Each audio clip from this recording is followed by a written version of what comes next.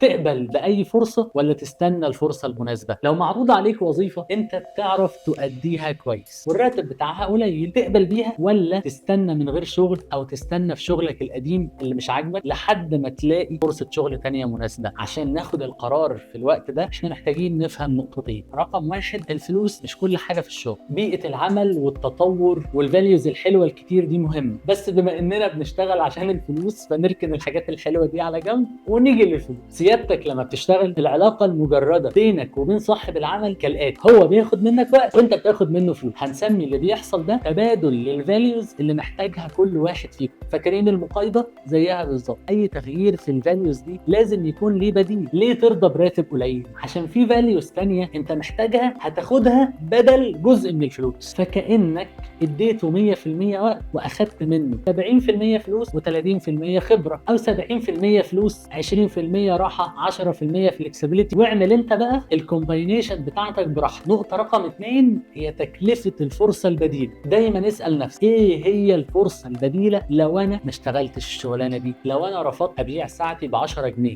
اقدر ابيعها بكام بعيد عن الشغل ده؟ لو الفرصه البديله اسوأ او اقل في الفاليو فرفضك للفرصه دي هيكون غلط. انا مش بنصحك بده لوحدك، انا بنصح نفسي كمان، لان زي ما احنا متعودين فيديوهات الاثنين الكلام فيها بيكون لينا احنا الاثنين.